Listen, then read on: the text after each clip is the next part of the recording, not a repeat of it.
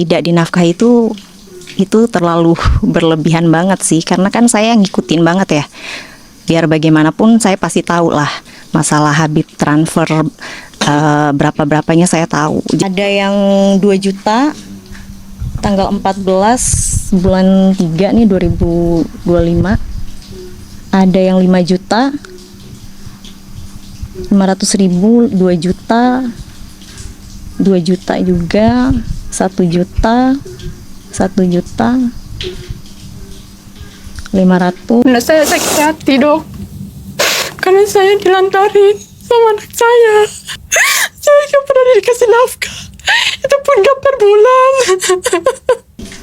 Sampai ada omongan makan nasi pakai teh itu kan tanggal 14-nya kan Habib udah transfer 1 juta ya.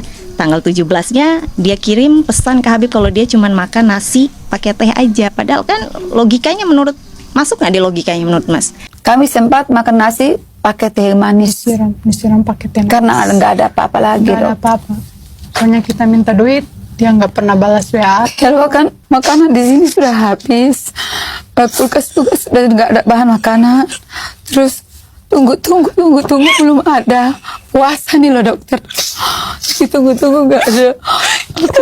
Kita nggak boleh menuduh, kita nggak boleh mencaci, kita nggak boleh memvonis ya, kita nggak tahu. Tapi kita juga tidak boleh menormalisasi. Nah, ini poin pentingnya dari gua. Bagaimana sebagian orang menjadikan perempuan sebagai pelarian, sebagai pelampiasan, sebagai cadangan, seolah-olah hidup mereka tidak punya martabat.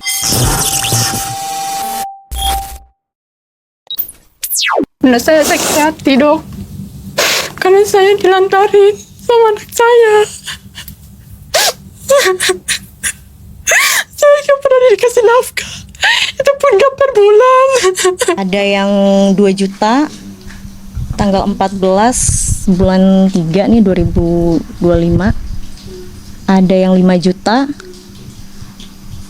500.000, 2 juta, 2 juta juga, 1 juta, 1 juta 500, 1 juta, 5 juta, 500, 5 juta. Nah, jadi di sini tuh saya cuman mau kasih tahu bahwa yang dia bilang sama sekali tidak dinafkahin itu bohong gitu. Kami sempat makan nasi pakai teh manis.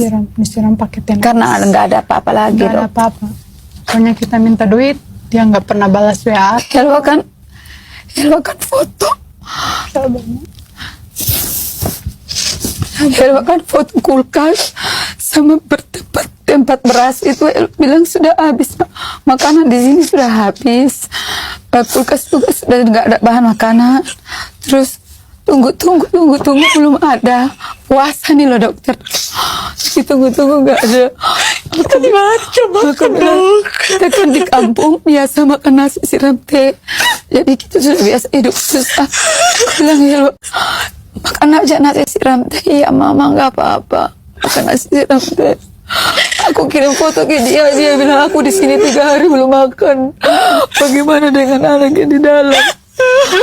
Situ yang aku heran, seorang Habibku jadi ini. Sampai ada omongan makan nasi pakai teh itu kan tanggal 14-nya kan Habib udah transfer 1 juta ya. Tanggal 17-nya dia kirim pesan ke Habib kalau dia cuman makan nasi pakai teh aja. Padahal kan logikanya masuk nggak di logikanya menurut Mas? Baru ditransfer, tapi tiba-tiba tanggal 17-nya bilangnya nggak ada makanan sama sekali. Sampai makannya ini cuma nasi pakai teh aja. Menurut Mas itu masuk akal nggak? Masuk akal? Nggak masuk akal. Gitu. Jadi menurut saya ini fitnahnya udah terlalu kelewatan sih. Tidak dinafkahi itu terlalu berlebihan banget sih, karena kan saya ngikutin banget ya.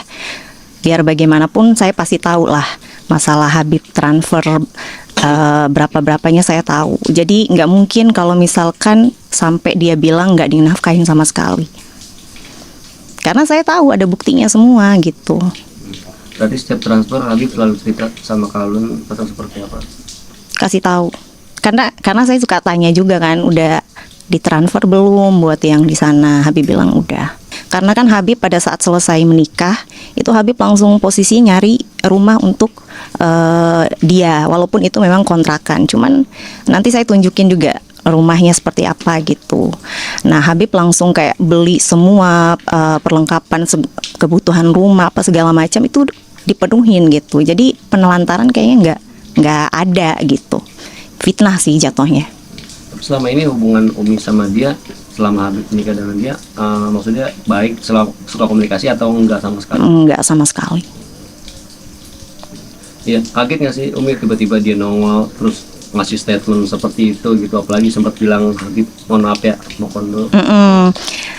Kaget sih, maksudnya kan saya tahu banyak kan, sampai ada kata-kata mau kondo segala macam. Dia kan harusnya mikir ya, mau kondo itu kan berarti Habib dong yang numpang hidup sama dia kan. Ini kan kebalikannya, Habib tetap penuhin semua kebutuhannya segala macamnya, tetap dipenuhi. Tapi sebulan sekali dia datang, untuk apa dia datang kalau kita sebulan sekali? Datang cuma mau berhubungan aja. Oh, dia datang cuma Cuma mau gitu-gitu aja. Selama nikah aku nggak pernah diajarin tentang agama atau apa gitu, nggak pernah cerita tentang keluarga atau apa, nggak pernah sama sekali. Dia datang cuma seenaknya dia doang. oh gitu. Iya. Nggak ada bimbing kamu, Nggak ada sama sekali. bimbing kami Dia sholat. datang Nggak ada. bukan sendiri. Dia datang sama rombongannya. dengan kru-krunya, dengan anak-anak buahnya. Oh, datangnya kami dengan Iya, omongannya. rombongannya. Oke, lalu kalau datang ngapain aja coba? Duduk-duduk, makan-makan. Aku masak. Akulah yang melayani. Masalah dia bilang nggak ngajarin agama itu kayaknya nggak mungkin banget. Dia keluar aja tanpa hijab, Habib udah marah gitu, maksudnya tegur gitu kan. Dan maksudnya saya di sini apa ya, ucapannya dia tuh udah di luar nalar. Maksudnya saya tahu Habib gitu loh. Kita anak-anaknya Habib aja kalau keluar udah dimarahin kan kalau misalkan nggak hijaban. Jadi apalagi istrinya gitu. Aku nggak bicara soal siapapun, tapi fenomena seperti ini tuh bikin aku sedih sebagai seorang laki-laki. Fitnah apa lagi yang akan menimpa umat ini itu? Aku mau bilang ini belum final. Kita belum tahu sepenuhnya dan nggak akan tahu sepenuhnya. Kita nggak boleh menuduh, kita nggak boleh mencaci, kita nggak boleh memvonis ya, kita nggak tahu. Tapi kita juga tidak boleh menormalisasi. Nah, ini poin pentingnya dari gua. Bagaimana sebagian orang menjadikan perempuan sebagai pelarian, sebagai pelampiasan, sebagai cadangan, seolah-olah hidup mereka tidak punya martabat. Islam sudah hadir men, ini bukan era sebelum Islam datang. Aku gak mau bicara soal individu ya, tapi ini soal pola di mana laki-laki merasa punya otoritas, merasa punya hak istimewa, bahkan kadang itu hak itu disematkan kepada ajaran Islam. Ngerasa punya otoritas, padahal ini belum selesai dengan tanggung jawab dasar, dia belum selesai. Aku kecewa ya, bukan karena aku kenal orang-orang ini, tapi karena setiap kali ada fenomena seperti ini, yang hancur itu bukan cuma rumah tangga 1-2 orang. Yang hancur itu kepercayaan publik terhadap agama Islam, kepercayaan perempuan terhadap laki-laki, kepercayaan pemuda terhadap pernikahan, kepercayaan anak terhadap keluarga. Jadi apapun hasil akhirnya nanti, apapun fakta lengkapnya ini jujur, nyata, fitnah, agama tetap menjadi korban. Setidaknya mari kita belajar satu hal. Agama itu bukan kostum, bukan tameng, bukan kosmetik moral. Agama itu amanah. Dan tidak ada satupun dalil yang mengizinkan seorang laki-laki menyakiti perempuan dengan dasar apapun. Kak udah cerai secara agama belum? Jangankan agama, buku pun nggak ada. Jangankan agama, buku nikah pun nggak ada. Habib Bana saya yakin akan begitu, beliau orang yang paham agama. Boro-boro paham agama, ngajarin aku tentang agama aja nggak pernah. Emang kamu nggak tahu sebelumnya dia udah banyak kasus di mana-mana? Ya Allah, kalau aku tahu aku nggak bakal mau nikah sama dia. Aku dibutakan oleh kata-kata manisnya. Dia nikah sama aku, pergi seenaknya, datang seenaknya, semaunya dia. kenapa waktu itu nggak langsung urus buku nikah, Kak? Ya di posisi aku terdiam, nggak bisa ngomong apa-apa sama dia karena mama aku nanya sama dia, buku nikahnya udah ada, Bib. Kata dia udah disiapkan. Tenang, ternyata nihil. Tahu nggak nihil? Dia bilang kalau dia nginjak semut, semua orang pada tahu. Dia nggak mau pernikahan aku tuh nggak boleh heboh. Makanya semua HP tuh diambil pakai nampan. Aku pun di situ bingung. Kok bisa sih pernikahan aku nggak bisa foto-foto sama keluarga aku? Terus HP aku dan mama aku sama adik-adikku diambil pakai nampan. Kok kamu bisa percaya sama dia? Ya mana aku tahu, namanya juga orang dihipnotis. Boro-boro dikasih mahar, buku nikah aja nggak ada. Nggak pakai hijab, Kak? Ngapain gue pakai hijab? Emang laki gue baik ngajarin gue tentang agama? Nggak ada. Kak, istri yang keberapa, Kak? Dia ngomongnya gue ini istri terakhirnya, ternyata nihil. Dia punya istri lagi di Kalimantan, katanya lupa ngasih tahu ke aku.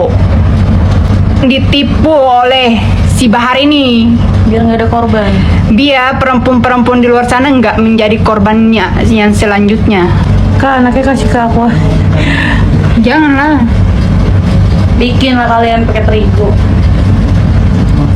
Oke, terima kasih ya buat yang udah nonton sampai akhir. Kali ini aku bakal ngasih tahu ya kabar terkini tentang Habib Bahar Smith terbaru.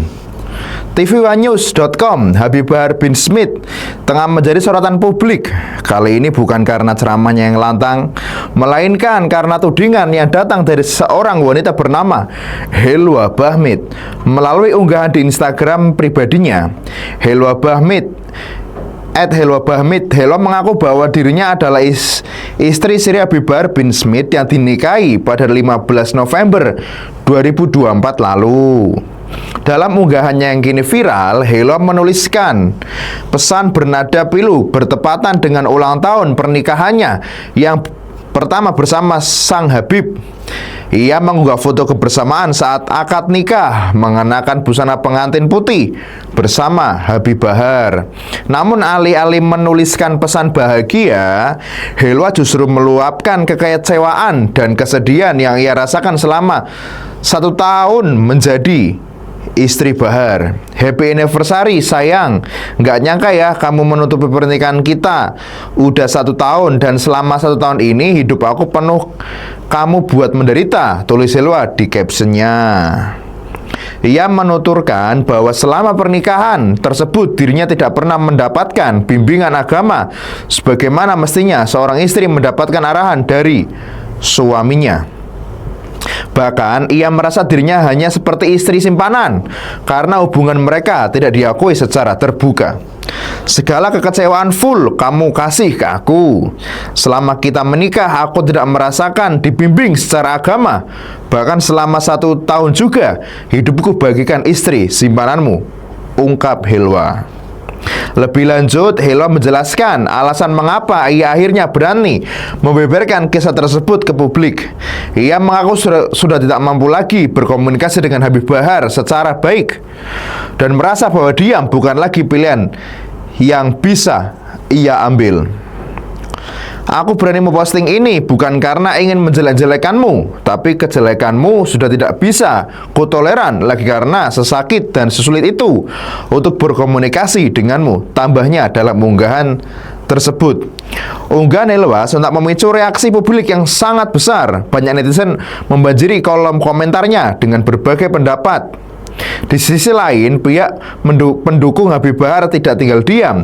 Sebuah akun yang dikenal sebagai pendukung Habib Bahar, yakni Imanan 097, mengunggah tangkapan layar percakapan WhatsApp yang disebut sebagai sebut berasal dari sang Habib. Dalam percakapan itu Habib Bahar terlihat menanggapi tudingan Hilwa dengan tenang dan penuh doa. Salam, Habib doakan aja mudah-mudahan dia selalu dapat kebaikan dari Allah atas fitnah-fitnah dia, tulis Habib Bahar dalam pesan tersebut. Jadi bagaimana menurut netizen? Apakah berita yang beredar tentang Habib Bahar sesuai dengan fakta yang ada? Tulis ya di kolom komentar.